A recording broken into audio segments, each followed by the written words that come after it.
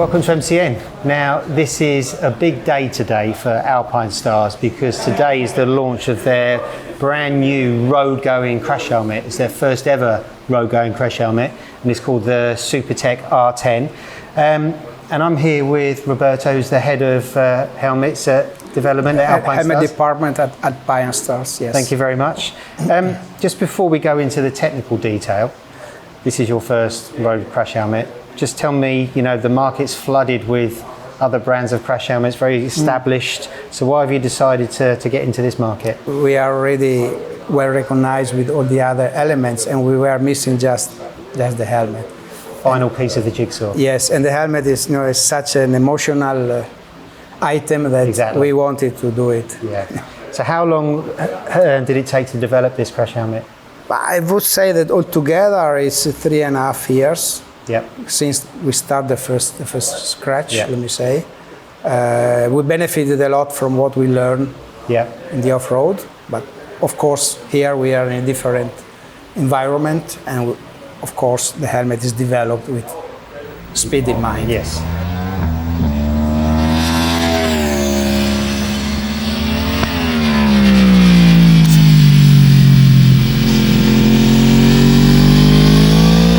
This morning we had a long and detailed technical presentation, which was very interesting. There's a lot of innovation in this crash helmet. So perhaps you could just run through the main features of the R10. Okay, as you said, it's several things, and we try to harmonize them, let me say. The first big effort is always safety for us. With this in mind, we worked on the aerodynamic first.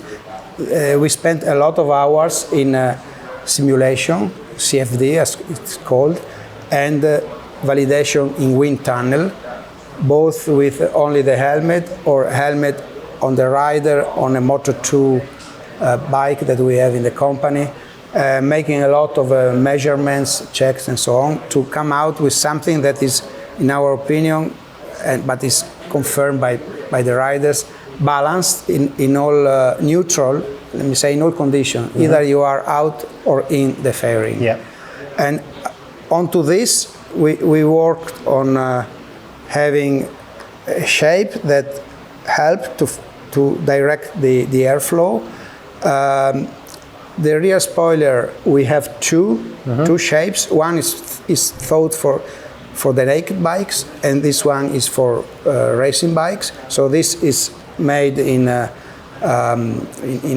matching the hump in the leather suit to get the best possible reduction of drag, which is the effort you need to move forward and to go faster. Yes.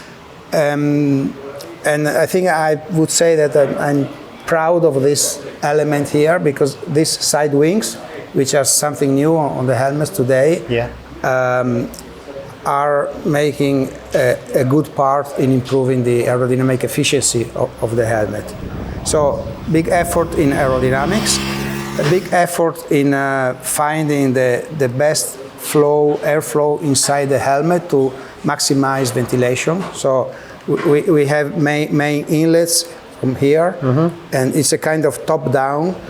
The reason that the helmet has this vent here is not cosmetic. It's because this is normally the most exposed spot when you are in the bike. Either you are tug or out. Yeah. This is what catches more air. So from here we push the air down your head, circulating around and going back from exhaust that we have in the back of the spoiler. Plus, we can have air coming in from the chin vents here, and also this can be open. And an extra vent for racing, like this helmet is still closed. If today is too warm, you can remove it. So rubber bung, that's removed. And you get more air inside. The air from here goes up. It's with a laminated flow over the visor, and then goes inside the helmet from these spots here, and then again is pushed out. The other item where we work a lot is the visor. in terms of optical quality, because this is a class 1 visor, so it's the best possible optical quality that we can obtain today, and this is due to the way it's designed. Then we have a metal lock. This is important for safety. So this, with one movement only, you can have a strong lock of the visor, and this should not open in case of crash.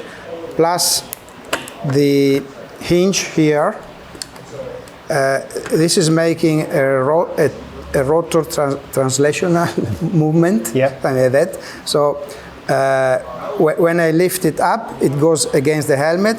When I pull it down, when it's here, then it goes back to get a more sealing around here, and not to wear the sealing when I open it. And this is metal as well. And this is metal as well, so it's an extra safety item to hold the visor in case of crash. And then the visor itself is thicker in the middle and thin. It's thicker in the middle and thinner on the sides, because this is linked to the optical properties. This is the way to get it consistent. Yes. The eye port, it's much wider than what is found normally, both in the horizontal plane and in the vertical one. Plus, we have an extra gain of visibility here on the sides. If you want to look who is overtaking you, you can see through this. And then the crash helmet itself, what is it made from? It's made from, we can say, composite structure. It's several layers of, we have carbon 3K, so-called 3K, carbon twill, which is what is visible from outside. Below that we have steel carbon, but in unidirectional thread, which means that we can decide which direction we want to give the fabric to get the maximum protection. Then there is a layer of aramid, normally known as Kevlar, that is anti-penetration to reduce the possibility that some pointed object is penetrating the helmet. And then we have the fiberglass, which is still the material that gives the best shock absorption capability. Carbon gives rigidity, but fiberglass gives absorption, energy management, let me call it in this way. There's a lot going on inside as well, isn't there? With the padding and the EPS. The EPS is also split in 8 parts, I think, I remember. To optimize again the density, because with this construction we are able to adapt the density of the EPS to the geometry of the shell in that position. To explain it, we need a higher density when we have a flat surface. We need a lower density when we have a rounded shape. Very roughly as a concept. So with splitting in 8 pieces, we can adapt at the best the combination of the densities, because it's the combination of the density together with the layup of the shell that gives the best results in terms of shock absorption. All the comfort padding is made with several, we call them panels of foam and fabric, again adapted to the best. There are several densities of foam depending where we are. We are looking for soft feeling in the top, more tight fit on the cheek pads. So all this construction is obviously, everything is removable, and you can adapt it. And what is very important, this is a patent from Alpinestars, is what we call the A-head, which is a way to adjust the top pad of the helmet, which is not connected with the crown pad, is an independent part. I can change the position of this pad to have more space for my head in the top or in the side, or I can tilt the helmet to have more visibility up and down. Up and down. And this is a feature that's built in. You don't need extra padding. You can just change that. The top pad is connected to a plastic frame, and the frame has 4 corners that are hinged to the DPS. And by changing the position of the hinges, you have 3 positions each corner. Yeah. So you have a multiple choice of positions of this pad. And the position of the pad, as I said, change the setup of the helmet. Yeah. So I understand that these helmets are available in 2024. Is that right? Yes, sometime in 24 we will be. And what's the plan going forward for road helmets for Alpinestars?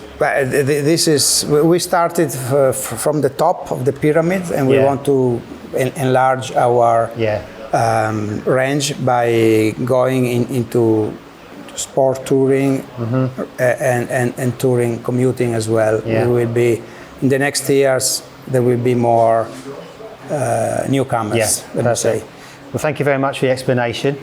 There's actually a load more detail which we learned this morning, which you can read about in MCN in our full review. But as you can see, I'm sweating. I've been out on the track for a couple of sessions wearing this helmet, and the first impressions are how light it is and how great the venting is. Obviously, we're going to have one of these on long-term tests, so we'll be able to give you a full review in the future. But first impressions are very good. But thanks very much for watching. Thank you, Roberto, for your explanation, and we'll see you soon.